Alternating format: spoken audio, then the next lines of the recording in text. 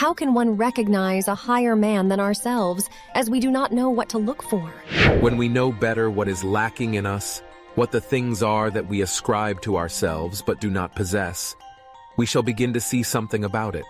Although actually, we can distinguish people of a higher level only by their knowledge.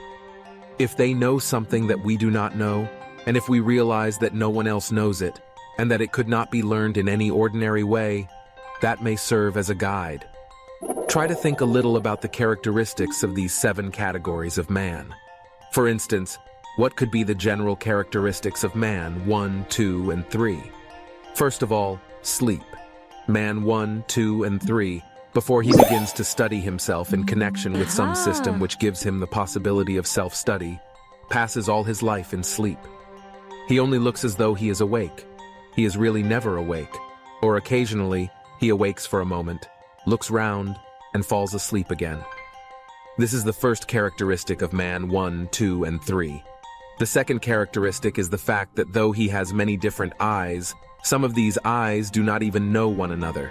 Man can have quite definite attitudes, definite convictions, or definite views, and on the other hand, he can have quite different convictions, quite different views, quite different likes and different dislikes, and one of them does not know the other.